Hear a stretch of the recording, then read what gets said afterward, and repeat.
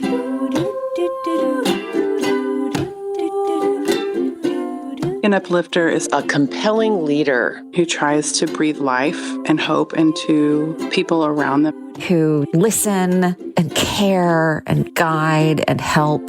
Whose way of being in the world inspires. Who uplifts with humor and understanding. Who leads by example. Don't judge. Vulnerable. Bold determination. Who are here to create a better world. Who can learn and teach. Who encourages you. Who shines their light to lead other people. Who uses their best self in order to help others. I found the life that I liked and I worked toward that. We are all uplifters. Mwah, big love. Welcome to the Uplifters podcast. I'm Aransas, and today I am joined by Lia De Feo. Lia is somebody I've known for many years. We met many years ago when she joined us at Weight Watchers, where I was leading innovation and programming as well as our workshops. And Lia was just this bright light in the room who brought this deep, steady wisdom to every conversation. And those are the people you want in communities, the people who bring others together, who make others feel seen, and who are open and curious. And so she's just been a real gift to me over the years.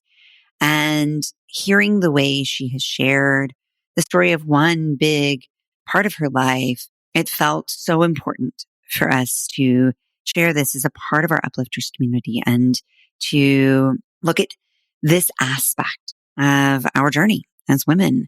Lia knew for a long time that she wanted to be a mother.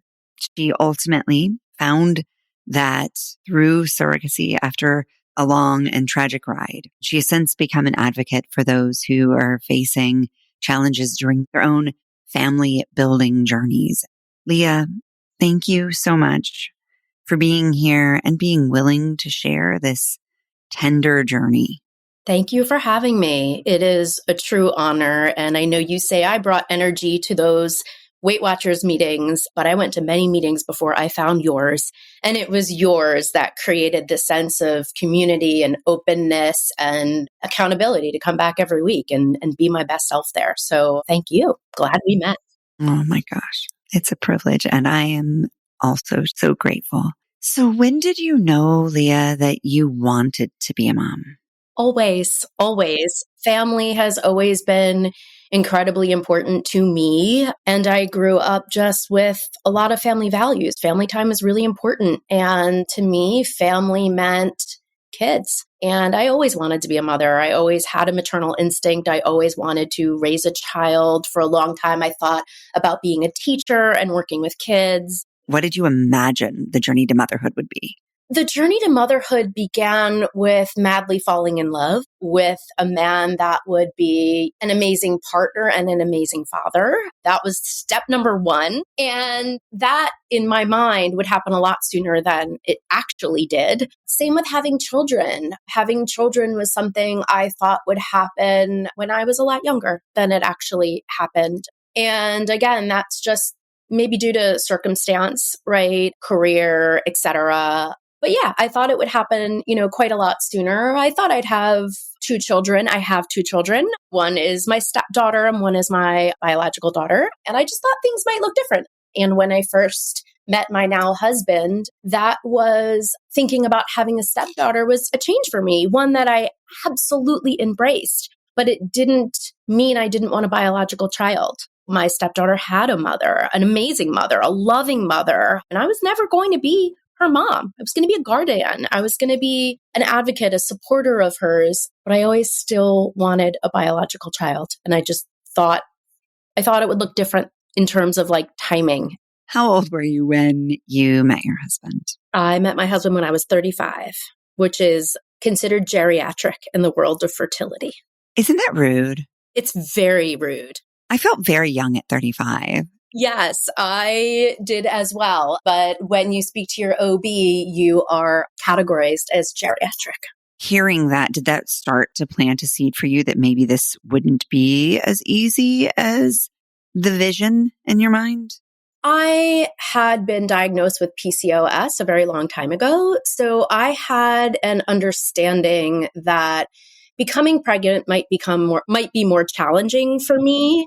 But I thought the challenge would be in getting pregnant, and that once I was pregnant, the vision for me was that pregnancy was going to be wonderful. It was going to be this beautiful experience. I felt that I might have challenges getting pregnant, and we did, but that wasn't unexpected, so it was okay. We tried for quite a long time on our own, and then the first thing we did was IUI, which is intrauterine insemination, essentially what you know as artificial insemination. They take your partner's sperm and insert it into your uterus at the right time, right by your fallopian tubes to help you get pregnant. And, I felt it was going to be smooth sailing from there. It wasn't, but that was my expectation and my hope. So what happened at that point after that first IUI?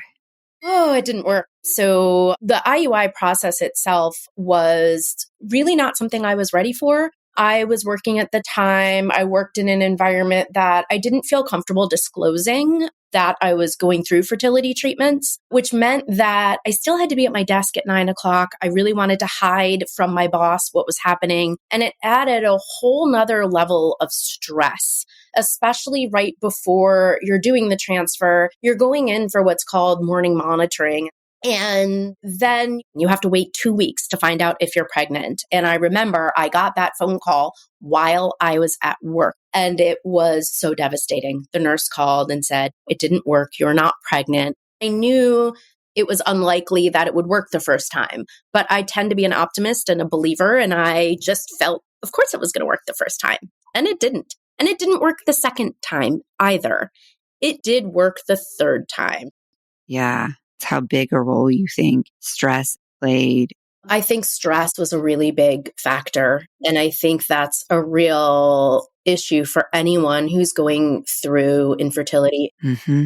Unfortunately, there's a real stigma in society around infertility. It's one of these things that are not really spoken about. There's shame often associated with it. I'm not good enough. My body is not good enough. There's embarrassment often on the male side. So infertility is just as much a female issue as it is a male issue. Especially for men, there's a feeling of embarrassment, like you're not enough of a man if you can't get your partner pregnant. And so in general, in society, we don't talk a lot about these struggles, and that causes people to go through it alone. And I felt very alone going through this. Like I said, I didn't want to talk about it at work. I had this perception that nobody I knew had any trouble getting pregnant. I was the only one.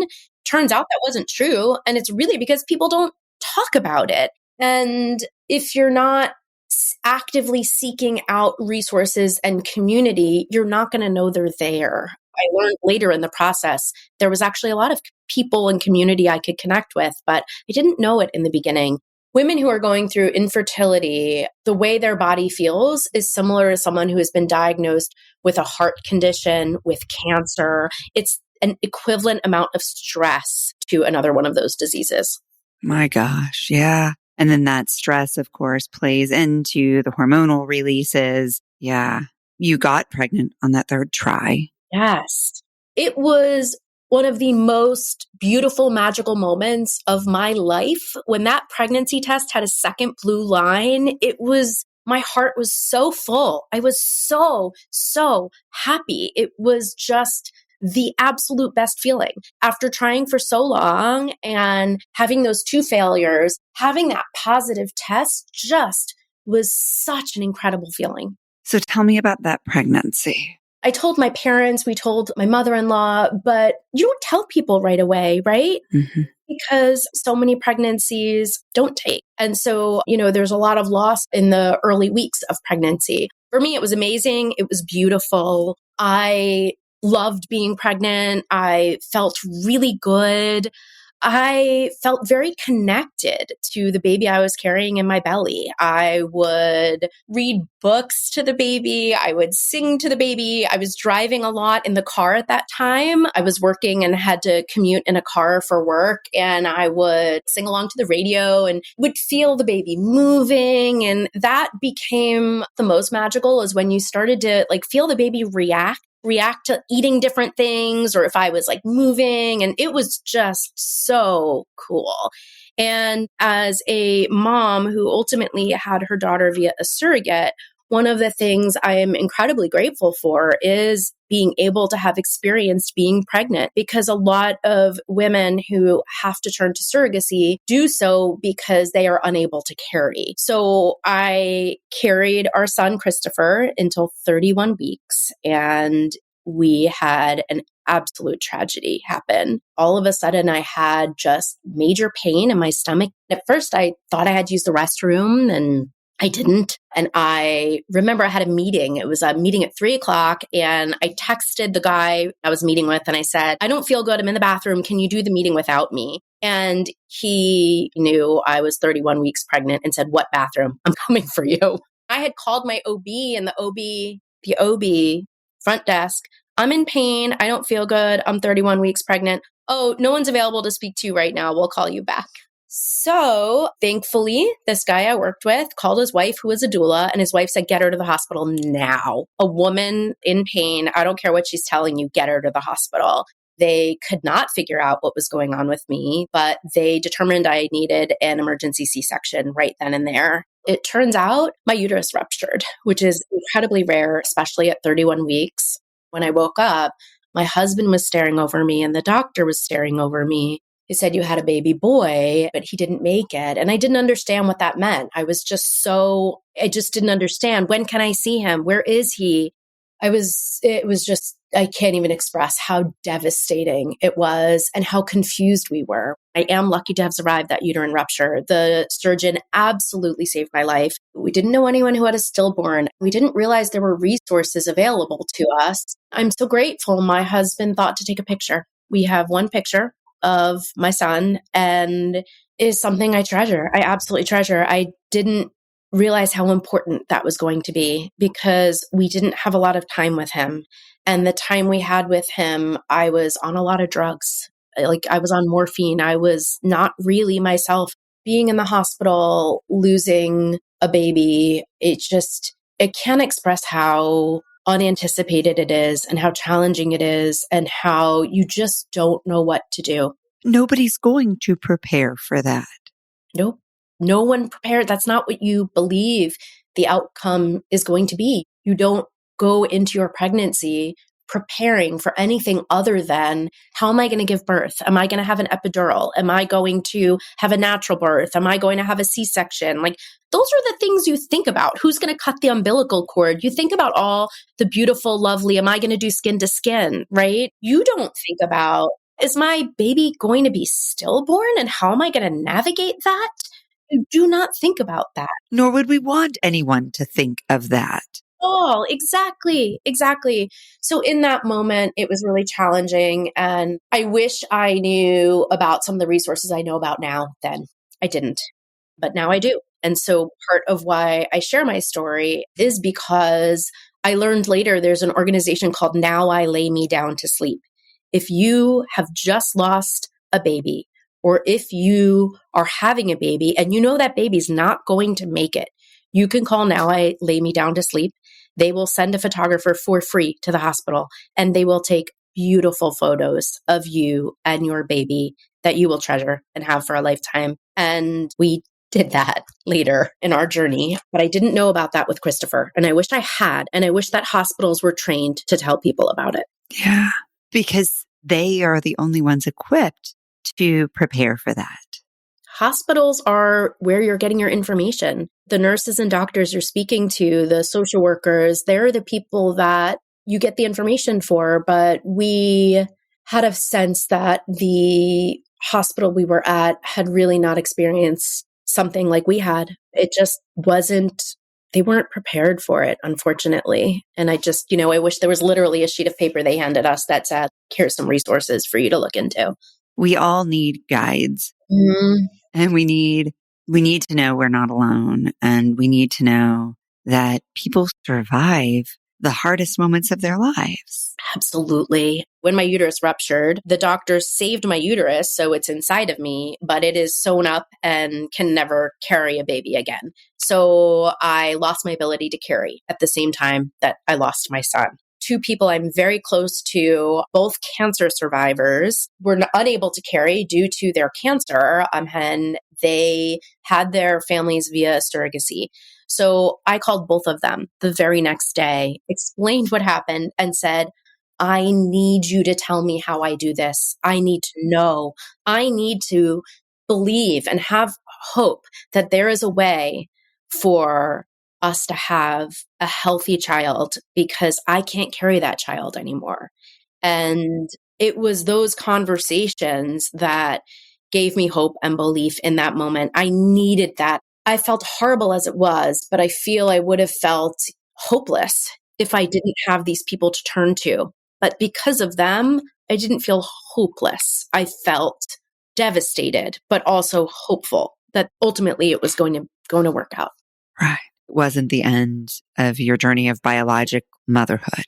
It wasn't the end. Yeah. Correct. What an extraordinary act of presence and courage that you had the wisdom to reach out to them. Yes. They are people I know very well and that I trust, and that were so sad to hear what had happened. And they both were happy to do anything they could to help give me that guidance and understanding. And what does it look like? What does the timeline look like? How do you do it? How do you find your surrogate? I didn't know any of that. And having them was very helpful.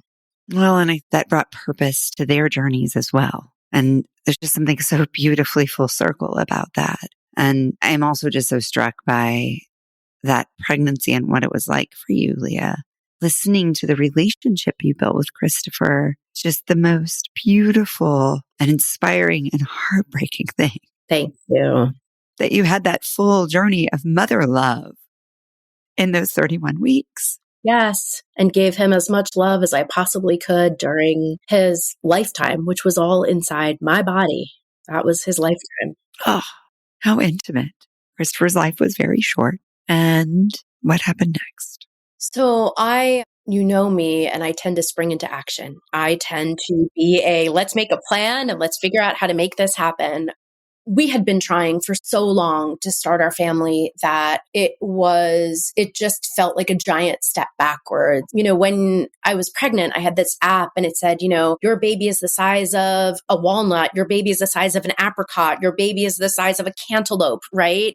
And so it was like, all right, the baby's going to arrive then. We had this whole plan. We had, and so all of a sudden you're like, wait a minute, we're starting from scratch, and we're even starting from a whole different path going forward. Right. So it was a month later that we sat across the table from a surrogacy agency. It was the surrogacy agency that one of my friends had used. She had an incredible experience with them. She had referred them, to many other people who also had great experience with them. And we sat across from them a month later, and the surrogacy agency was almost unwilling to take us on. Have you processed your loss? Are you sure you're emotionally ready to start this journey again? Because pregnancy after loss can be really challenging. If I were to have gotten pregnant again, when people pass the milestones of the losses that they've had previously, it can be very traumatic. When you're pregnant, there's some level of control because it's your body, right? Now, when someone else is carrying for you, you have to trust this person who is a perfect stranger before you started this journey. They felt a little bit nervous about, were we going to be ready to engage with somebody on this level? And we really genuinely were. I was also fortunate to have an OBGYN who referred us to a grief counselor. And the grief counselor specialized in perinatal loss. And she really helped us understand how we were feeling and helped us on our journey to surrogacy. We had her throughout our entire journey. We kept working with her even after Carolina arrived, because my husband and I processed loss very differently. I think, carrying a child and having lost that child, my connection was very different than my husband, who was kind of watching my belly grow and knowing the baby was coming. And it was just different. So having those resources we took full advantage of them, and they were amazing, such amazing professionals. I'm hearing you each step of the way build up your network of support. And Yes. I imagine support as scaffolding in my head, because I think it's like the reason they put scaffolding on a building is so that we can build up from where we are safely. Yes.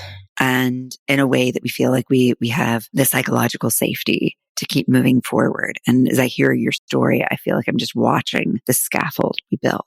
And it's the support from so many different places, Aransas. So I had support at home. My husband was really supportive. Our families were really supportive. Our professional, grief counselor, the surrogacy agency that we signed on with, we had a network we weren't just relying on one type of support. We needed this network in order to help us move forward. We really did. And those friends I spoke of, I talked to them the whole time during this journey as well. Incredible. So lead us through that surrogacy journey. We were matched with a woman from Kentucky. She had been a surrogate before. And so one of the things that the agency said to us was they wanted to match us with somebody with experience because of the intensity of what we had gone through. So we were matched with a surrogate who had experience and who was very moved by our story. Before we met her, we were nervous that surrogates were just in it for the money. And, were they really going to take care of our baby? Was it really going to be someone that we could trust? And although both of our friends had assured us, absolutely, they're amazing, it wasn't until we did a Zoom call with her and her husband, and there was so much nerves on both sides. There was so much anxiety. We were so nervous about meeting her, and she was and is the most wonderful, amazing human. She loved being pregnant. She loved helping people. And it was very clear from our conversation, the driving factor for her was not money. In fact, she wound up redoing her kitchen with the money that she made. The agencies screen surrogates to make sure. And that's one of the things about going through an agency is that the agencies, they absolutely make sure that the money the surrogates are getting are not money they need to feed their family, to house their family. It's not money they need to live on. That is also what attracts an amazing group of women who are truly in it because they want to give someone else the experience of having a child as they have. They've all started their families. Our surrogate had 2 children of her own. She considered her family complete and had such a beautiful experience with her first surrogacy. And she is and continues to be a part of our family. We love her and appreciate her and consider her a real superhero for doing what she did. So that pregnancy, first we had to go through IVF. So we went through our IVF, which, is a whole journey in and of itself. We only had 1 viable embryo. So we created 1 viable embryo. We decided to transfer it. And if it worked, it worked. And if it doesn't, we were going to have to keep going through the process. And we transferred. So our surrogate came to New York for the transfer. And we had a beautiful time with them. We had so much fun showing them around. And she got pregnant right away. And it was amazing. And she was so conscious of my anxieties and concerns and so aware. She made sure to schedule every single doctor's appointment for when I could FaceTime into them so that we could, be present for every meeting with the doctor. And it was wonderful. I knew that she was caring for this baby as if it were her own. She genuinely was.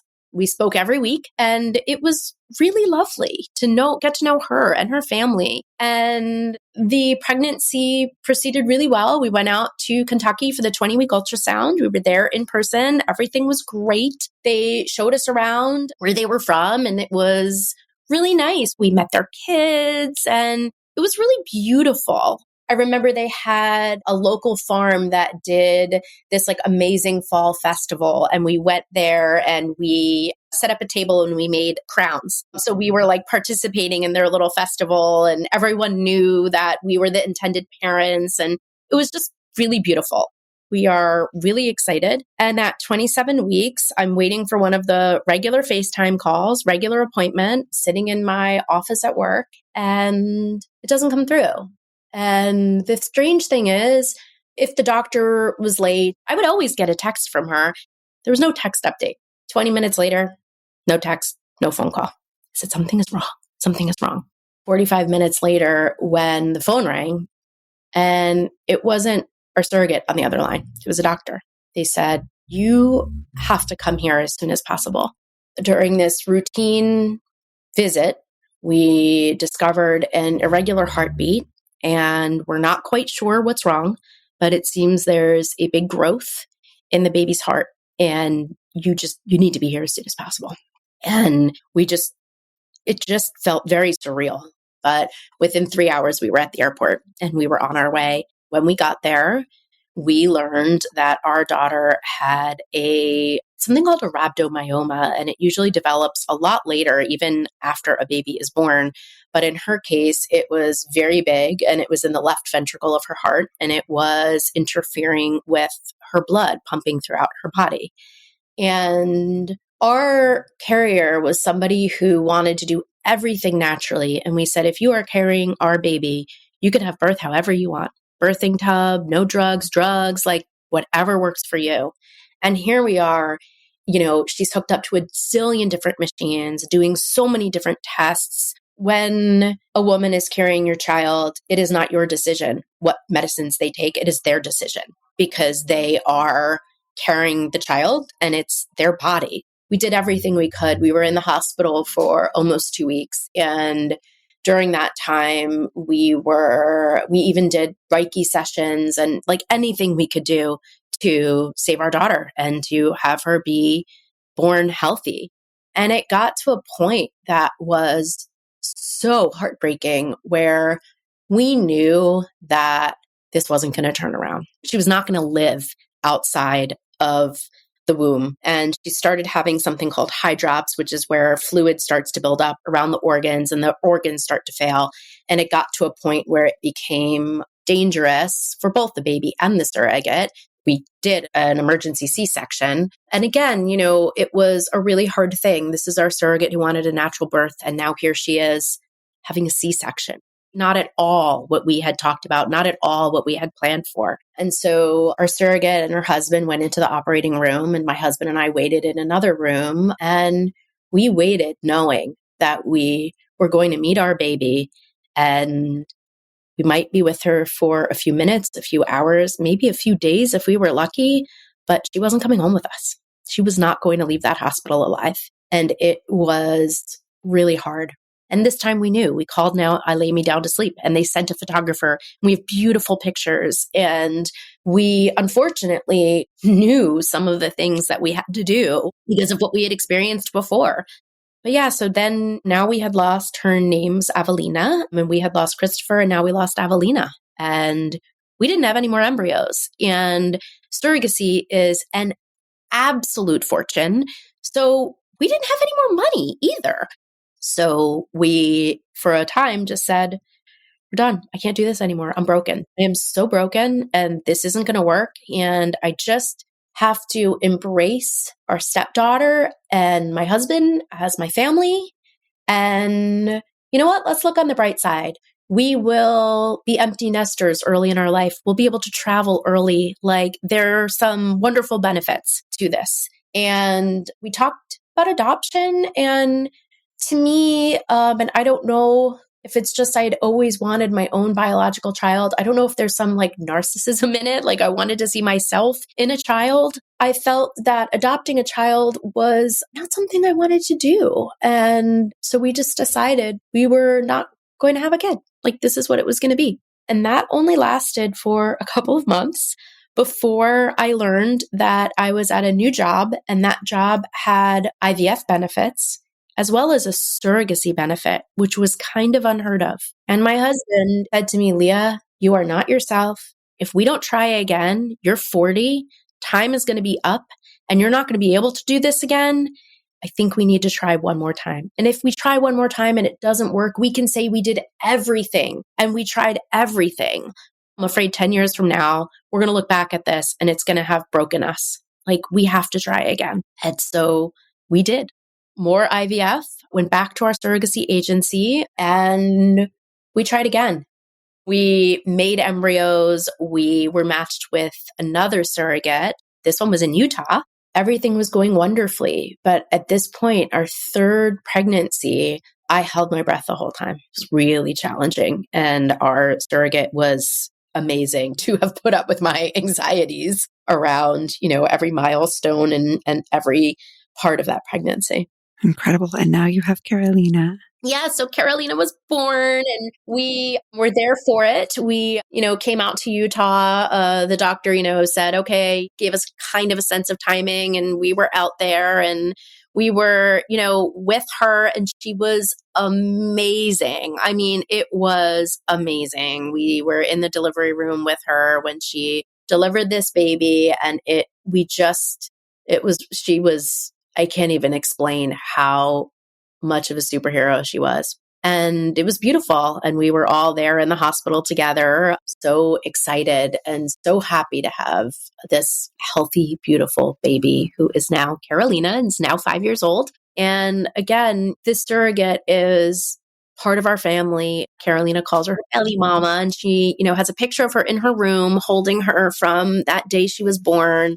What an extraordinarily painful but resilient story. Yes. Keeping on going was really hard many, many times. And it really was that support that I had from my husband, from our grief counselor, from the surrogacy agency, from the friends that I had that had been through this before. They gave me the belief and the hope that it was going to happen. It could happen. It is so much grounded in support. And so no surprise that you've taken this unbelievably difficult journey and say, how do I now translate this into support and meaning? And so how have you done that, Lia? I advocate and spend time trying to make others' path easier than mine was. It was really hard. One of the first things I did was get involved with an organization called resolve.org.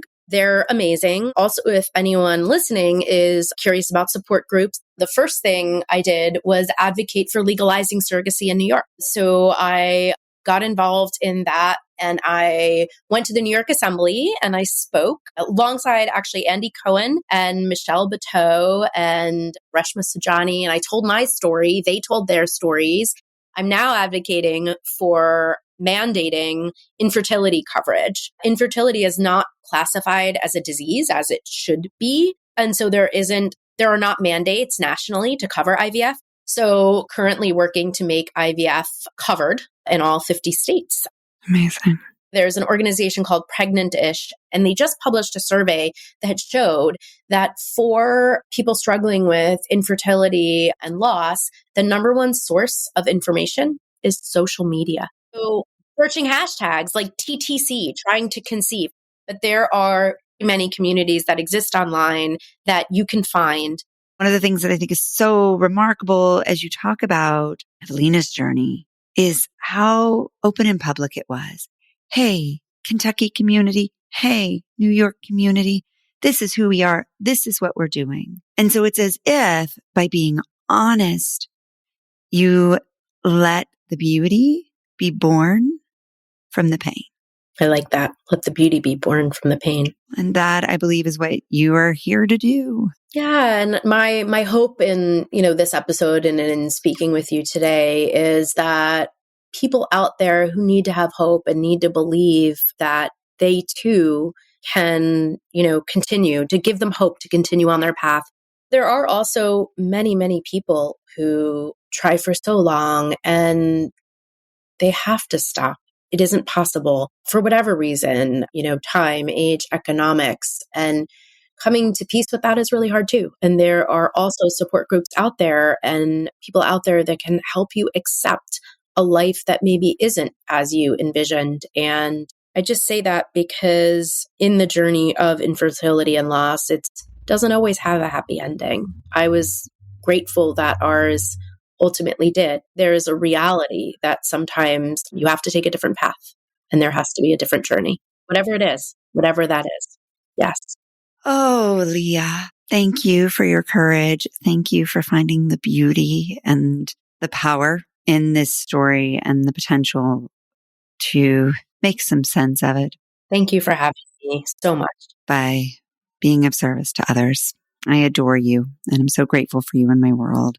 For those of you listening, as Lia said, I hope you will share this episode with those you know who may be struggling in similar ways or who simply may be struggling to find meaning in pain, I will share in the show notes links to the services that Lia mentioned, and you might even hear from some of those organizations on future episodes. If you need additional support, please reach out to me and I will help connect you to Lia. None of us have to do this life alone. And in my bones, I believe deeply and truly that we are better together and that we rise higher together. So let's keep sharing our stories.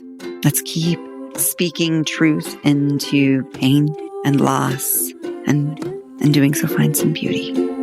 Thank you for listening to the Uplifters podcast. If you're getting a boost from these episodes, please share them with the uplifters in your life and then join us in conversation over at theuplifterspodcast.com. Head over to Spotify, Apple Podcast, or wherever you get your podcast and follow, and rate our show.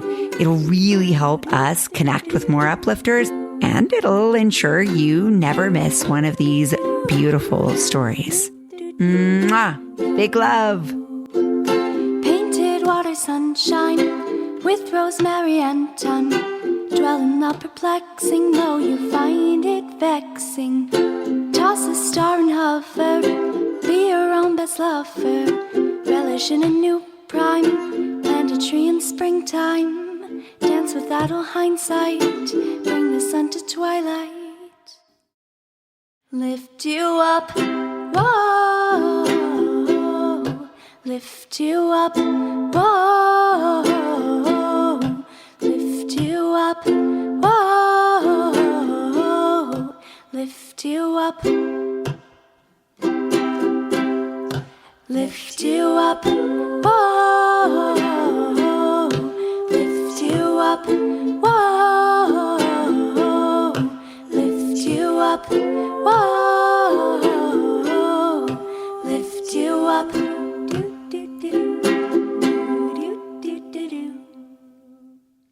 Beautiful. I cried. It's that little thing you did with your voice. Right, in the pre-chorus, right? I was like... Mommy, stop crying. You're disturbing the peace.